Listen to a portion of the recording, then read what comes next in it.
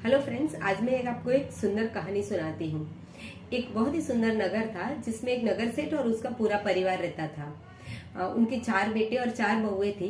नगर सेठ की अब उम्र हो रही थी, तो उन्होंने सोचा कि मेरी एज हो गई है, तो मेरे बाद इस पूरे परिवार को कौन अच्छे तरीके से संभालेगा, तो उसकी मैं एक एग्जाम लेता हूँ। तो उन्होंने अपनी 4 बहुओं को बुलाया और उनको एक एक मुट्ठी अनाज के दाने दिए और उनसे कहा कि जब मैं रिटर्न मांगूंगा तब मुझे ये दे देना। अब 1 साल हो गया, तो नगर सेठ ने उन बहुओं को बुलाया और उनसे कहा कि मैंने आपको एक अनाज की मुट्ठी दी थी, अब मुझे वो अनाज वापस चाहिए। बड़ी बहू ने उसको अच्छे तरीके से संभाल के तिजोरी में रखा था। वो लेके आई और पिताजी को बोला कि मैंने इसको तिजोरी में संभाल के रखा था।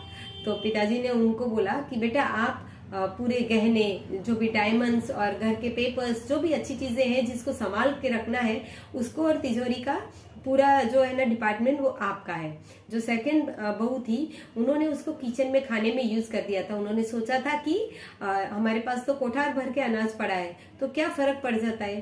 तो पिताजी ने उनको बोला कि देखो बेटा, आपको किचन का पूरा डिपार्टमेंट आपको देखना है। जो थर्ड बहू थी ना, उन्होंने उसको फेंक दिया था, क्योंकि उसने बोला कि साफ सफाई करते हुए मैंने सोचा कि इसकी क्या जरूरत है, तो मैंने क्लीन करने के लिए उसको फेंक दिया। तो पिताजी ने उनको बोला, आपको साफ सफाई बहुत प्रिय है ना, तो आप अब ये पूरा डिपार्टमेंट आपका है। जो चौथी बहू थी वो ऐसे ही खड़ी थी, तो पिताजी ने उनको बोला कि बेटा, आपने क्या किया। तो उन्होंने बोला, मेरे पास जो 1 दाने थे ना, उससे अनेक दाने हो गए। मतलब एक मुट्ठी से मेरे पास इतना बड़ा अनाज हो गया है कि उसको मंगवाने के लिए आपको एक पूरी गाड़ियां भेजनी पड़ेगी। बैलगाड़ियां उस टाइम पे रहती है, तो वो भेज के उसको मंगाना पड़ेगा। तो उसके ससुर जी ने भी एकदम ये सरप्राइज हो गए। तो उन्होंने बोला कि मैंने इसको खेत में डलवा के उसकी फार्मिंग कर ली है, तो वो एक से अनेक हो गए, क्योंकि मैंने उसको बो दिया है। तो सेठ बहुत ही खुश हो गए और उसको अपने पूरे परिवार की, व्यवहार की, बच्चों की, घर की और बिजनेस में आइडियाज देने की पूरी जिम्मेदारी उसको दे दी। तो इस तरीके से उसने अपना नाम बहुत ही ज्यादा रोशन किया। इस कहानी से हमें कुछ सीख मिलती है, समझ मिलती है। हमको ये समझ में आता है कि जो लेडी होती है ना, वो हमारे घर की रीढ़ की हड्डी होती है।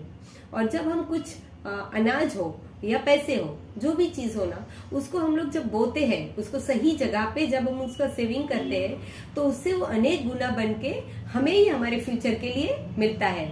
तो जैसे उस बहू को अनाज का एक मुट्ठी अनाज के दाने से उन्होंने एक पूरा खेत बना लिया, वैसे ही अगर हम हमारी इनकम में से अच्छे तरीके से सेविंग करेंगे, तो जो हमारे बच्चों की एजुकेशन के लिए पैसा चाहिए, उनके मैरिज के लिए पैसा चाहिए, और वो हमको हमारे रिटायरमेंट के लिए, हमको पेंशन के लिए पैसा चाहिए, वो सब पैसा हम लोग अच्छे तरीके से पा सकते हैं। जैसे अलग अलग क्वालिटीज होती है इंसान में, और उस क्वालिटी के हिसाब से वो परिस्थितियों में डिसीजन लेता है। लेकिन हमारे जो भी अच्छे या बुरे डिसीजन होते हैं ना, उसका रिजल्ट हमें तत्काल नहीं मिलता है। किसी का तत्काल मिलता है और किसी का बहुत लंबे समय के बाद मिलता है। लेकिन 15 और 20 साल के बाद जब हमारे बच्चे का एजुकेशन आए या फिर हमारी खुद की रिटायरमेंट आए, और उस टाइम पे हमको लगे कि हमारा सेविंग नहीं करने का जो भी हमारा डिसीजन था वो अच्छा नहीं था, लेकिन उस टाइम पे हम वापस जाके उसको हम लोग चेंज नहीं कर सकते। इसलिए हमें होशियार रह के कुछ ऐसे डिसीजन करने पड़ेंगे जिसमें पेशेंस लगेगी, लेकिन ये करना बहुत जरूरी है, क्योंकि हम अगर नहीं करेंगे तो उसके लिए हमको बहुत बड़ा पछतावा मिलेगा।